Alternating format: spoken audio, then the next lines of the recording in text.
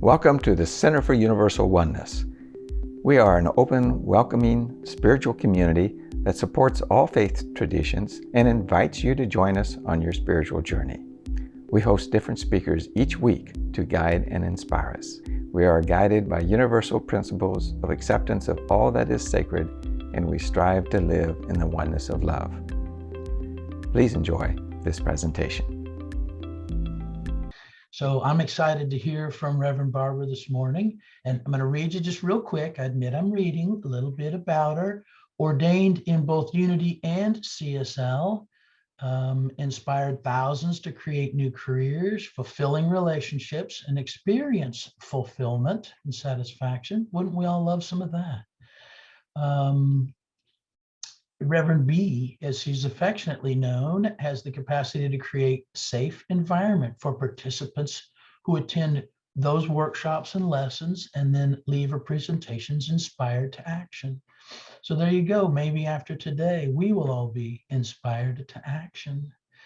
Reverend B, tell us what you have, please.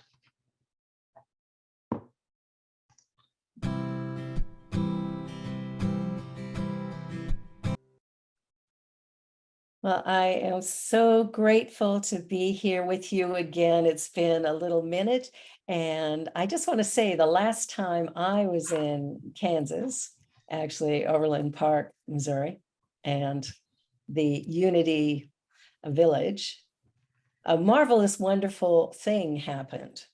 And so today I'm talking about the healing power of prayer. Prayer is not wishing or hoping, it is knowing. It is making a demand on the universe that it is done. And I'm sure most of you are familiar with the healing that happened for Myrtle Fillmore when she had tuberculosis in the 1800s. And through the power of prayer, she healed her body. So while I was getting ready to head off to Unity Village, I thought, hey, wait a minute. Here it is, 2022. If Myrtle could do it in the 1800s, surely I can do it today. And I had this deep sense of healing my body. Now, when I went to the convention, the Unity Convention, I was using my walker to get around the hotel and in a lot of pain all the time. I've been in pain for years. I have spinal stenosis, was told by my doctor, it cannot go away, it can never be healed. And so I wasn't able to walk any distance whatsoever, couldn't stand for more than a minute or two without being in excruciating pain.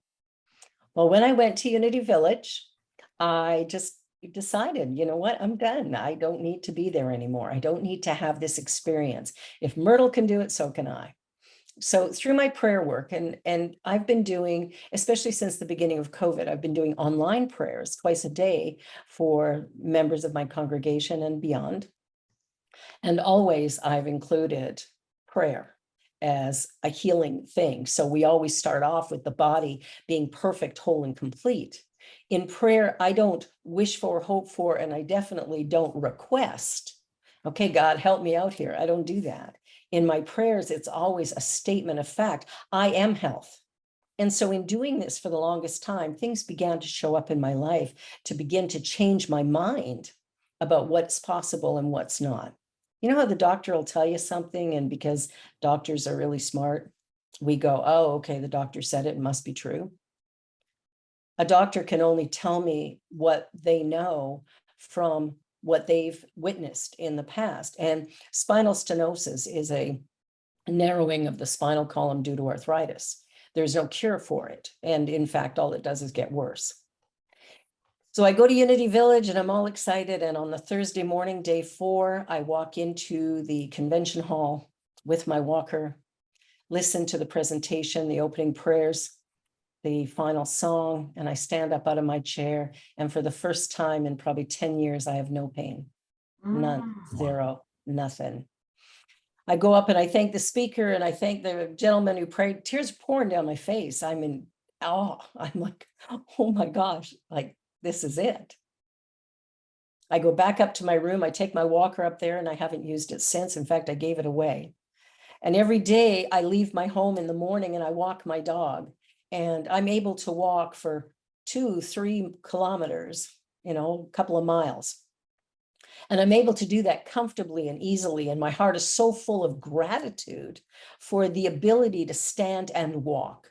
You know, we don't know what it is that we've lost until all of a sudden the moment comes where it's restored. I've been using spiritual mind treatment, which is what we call it in Centers for Spiritual Living, religious science. And spiritual mind treatment is a very focused type of praying.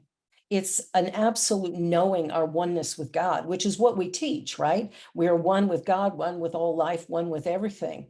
And it is in that oneness that when we totally accept the words that are spoken, what happens is there is a shift that occurs that is absolutely transformative.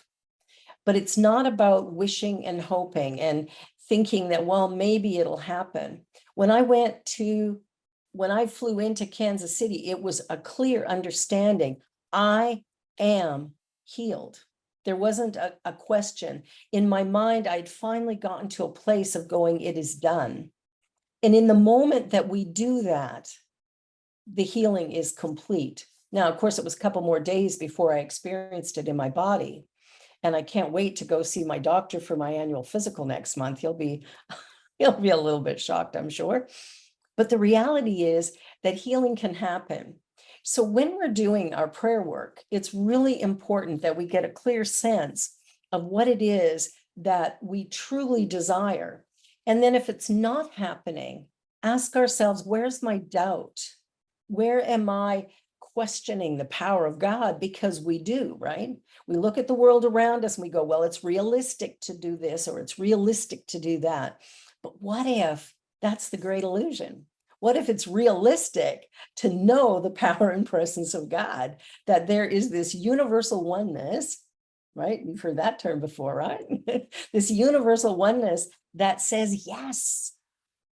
It says yes to whatever's going on in my mind, the words I'm thinking, the words I'm speaking. It's saying yes. So what am I thinking? Oh, I'm so sick and tired of this. Universe goes, yes. Oh, okay. I'm so broke. The universe says, yes. So what are we doing here? We need to really check our thinking and begin to create a consciousness where we accept and know, as Jesus taught, the Father and I are one. What I do, all you will do, and bigger, better things, right? So we want to shift our thinking to a place of going, there is a universal power. It's infinite in scope, eternal in nature, everywhere present equally. Every one of us created from this powerful presence. And if we would pay attention to the thinking that's going on, the words that we're speaking, all of these little subtleties that we do that limit, that wishing and hoping, that wanting, you know, the universe says yes to all those things. Wanting, yes, you get more wanting. Wishing, yeah, keep on wishing. You're going to get more of that. But when you make a demand on the universe and go, I am health, period, full stop, I am health. All of a sudden there's a shift that occurs, a change that happens that is beyond the ability for our little finite self to accept and understand. When I came home from convention, my husband was dumbfounded. He's still shaking his head, going, oh my God, I have my wife back. It had been 10 years of our marriage where I wasn't able to do anything. Our daughter, our 17-year-old daughter's in Calgary, Alberta right now, visiting family.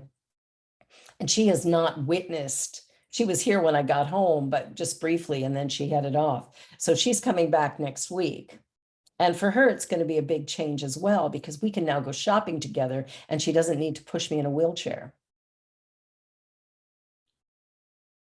Change happens in the moment that we begin to acknowledge, remember, and accept the power of this divine presence. Within each one of us, we're all created unique and special. We're all created with the ability to create a life however we want to create it. There are no limitations placed on us. We want to go back to the words of some of the great spiritual teachers, the great masters, that remind us that we are eternal, infinite, creative beings, and that we can do, be, or have anything that we believe is possible for us. And of course, believe is that word that, sometimes is a little hard to actually totally acknowledge or accept. And it's okay, because through prayer, what we can do is we can heal our disbelief. When I pray with people, sometimes, I can see the doubt in their eyes, they're asking for a certain thing. And I go, well, you can have that. Let us pray for that. And you can see the doubt behind their eyes. And so I'll ask them, do you believe that you can have this, that you can do this now? And they'll go, oh, and I go, do you think I believe you can have it? And they'll be, oh yeah, I believe you think you can. Excellent. Borrow my belief. Set yours aside for a moment and believe in the words that I'm speaking into the universal oneness for you. Because when I'm praying for somebody, I'm not healing them, they're healing themselves, right?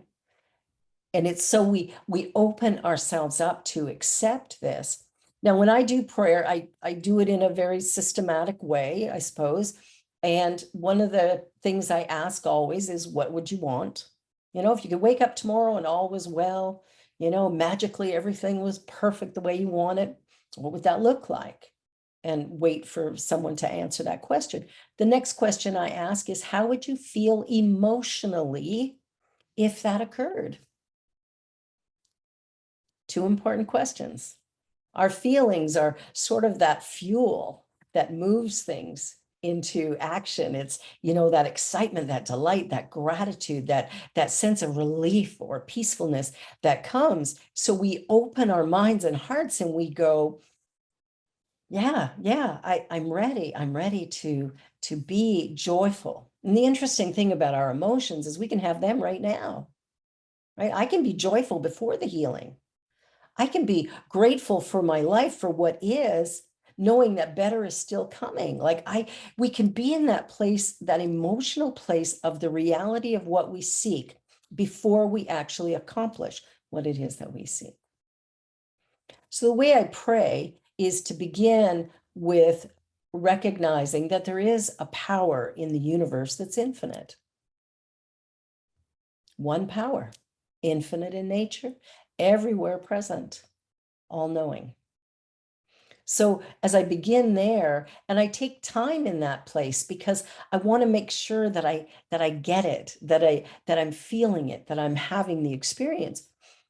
Then I go on to the second step, which is recognizing, well, if it's everywhere present, it's right here. I don't need to seek it. I don't need to go look for it. I already have it.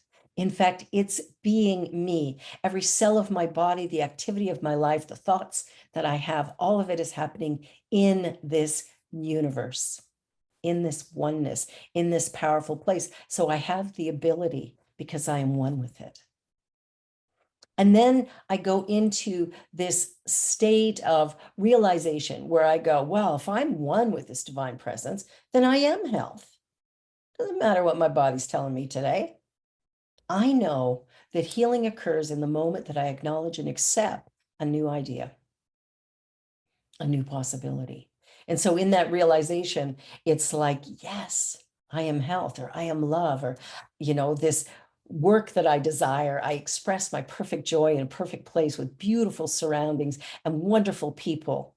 And my life is successful and positive and beautiful. I'm speaking about it like it's already done, right? I'm not saying, please give me something. I'm going, no, I am one with the universe and all good is right here, right now. And then I move into gratitude. And the interesting thing about gratitude is that we have been trained, most of us, from the time we were little tiny children. Every time somebody gives you something, you got to say thank you. So it's like our brain is hardwired that if we've said thank you, we must already have it. And if our mind can be convinced of that, then we can begin to birth it. We can realize it. It happens then.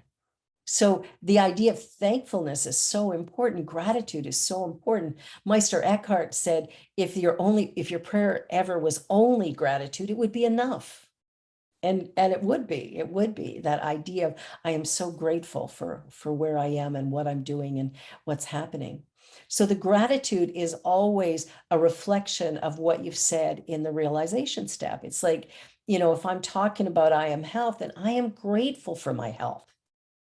Regardless of how I feel in this moment, what I know is health is a natural state of being, and I welcome it. And so the change occurs there. And then, of course, just releasing and letting go, leaving it into the law of the one, knowing that it's done.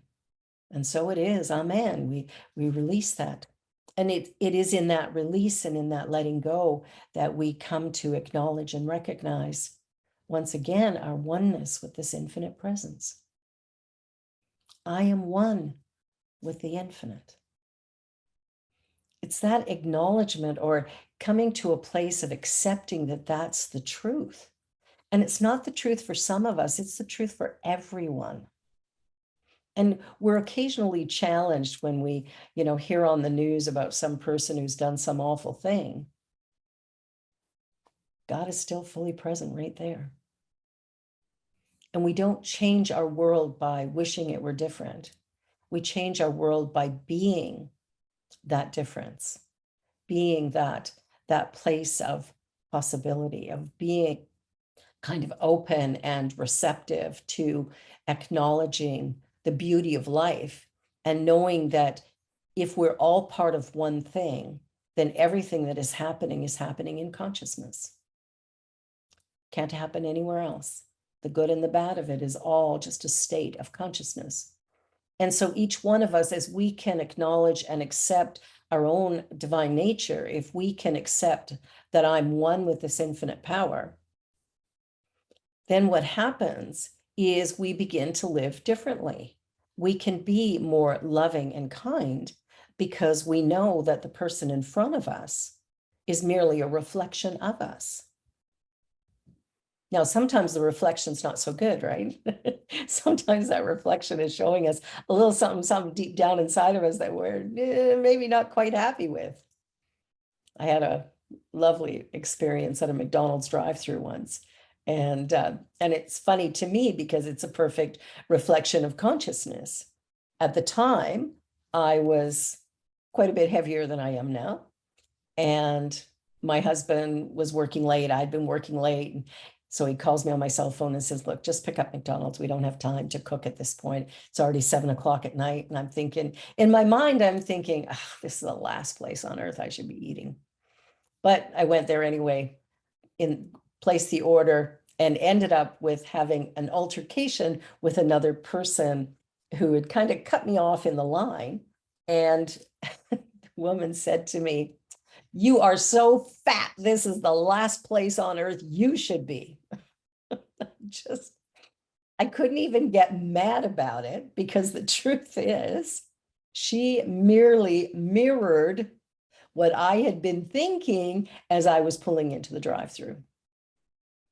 Now, I thought it was pretty brazen of somebody to get out of their car and scream at another human being in that way.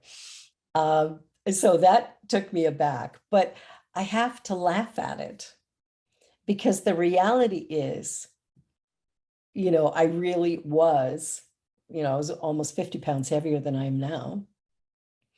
I knew that was not where I should be eating.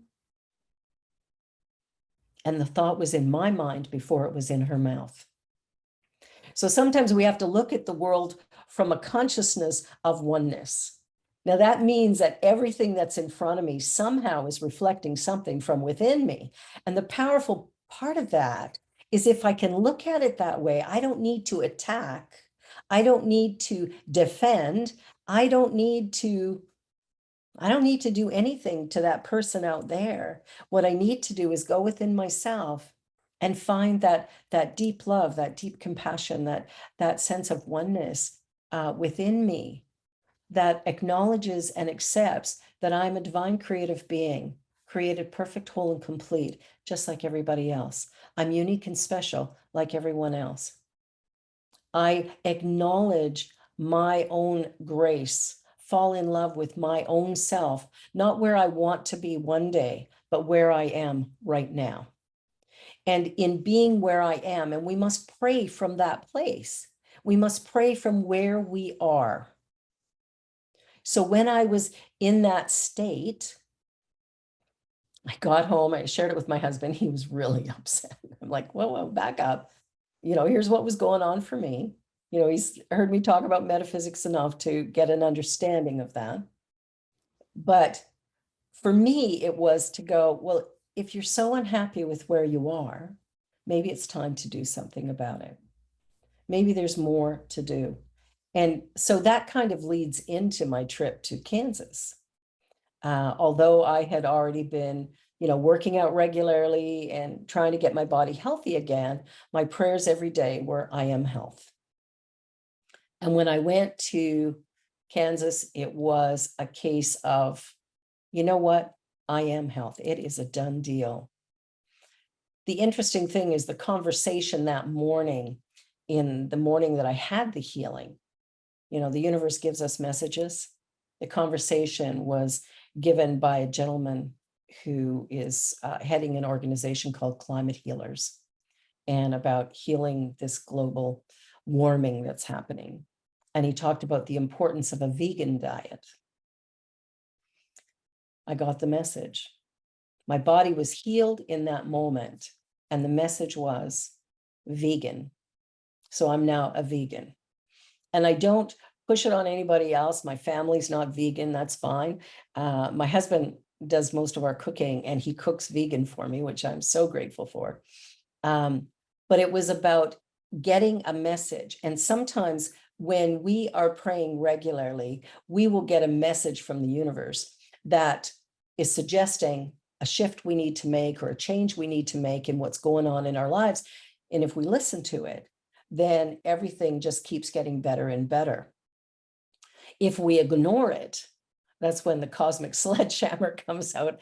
It's what I like to call it. It's like, oh, you're ignoring me again? Okay, no problem. Here, bang, let me give you another slap upside the head. You'll catch it soon. I think the universe just ramps up the messages when we're not listening.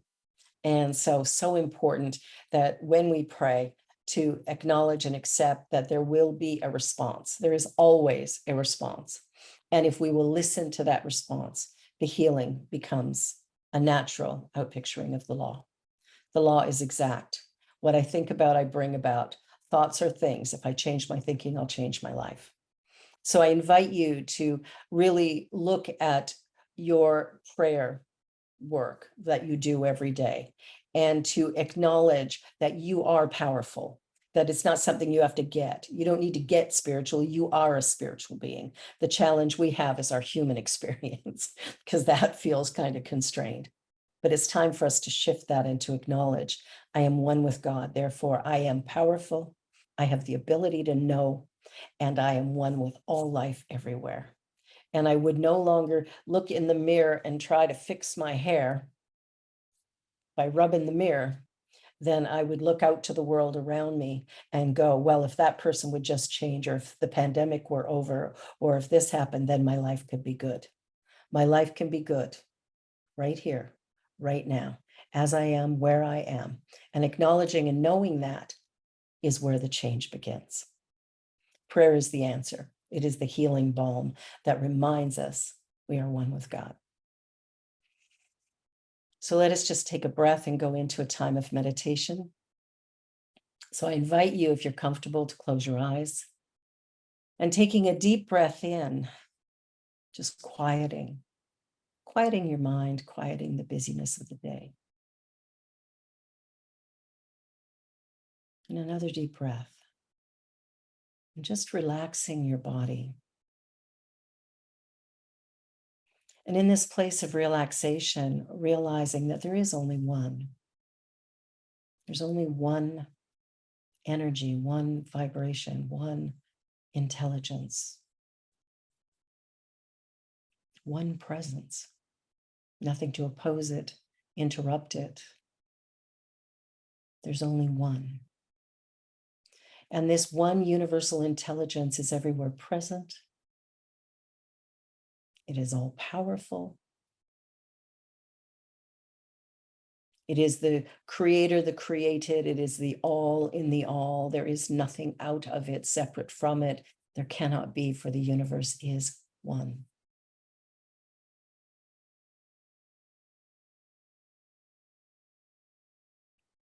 So as I acknowledge this oneness, I feel a shift energetically.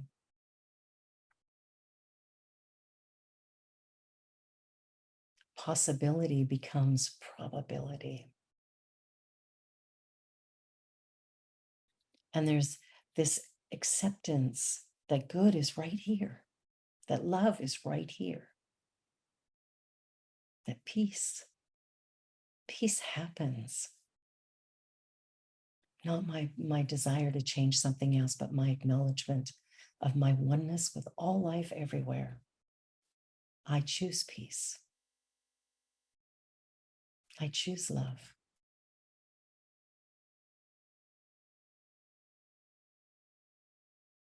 So as I sit in this moment of acknowledging the power of this one,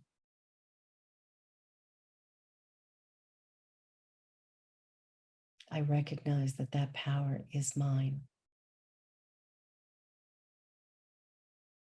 It is yours.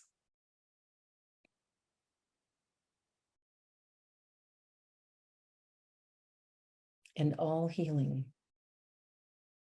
all transformation occurs in consciousness. So in this moment, I acknowledge my oneness with life, my oneness with all that is, and I know that all is well. That whatever it is in my life, in my world that I would like to change, I decide here and now to be the change, to be the thing I desire. And in doing that and being that, everything changes for the better. And I'm filled with gratitude. Gratitude for this moment, gratitude for this day, gratitude for this beautiful gathering.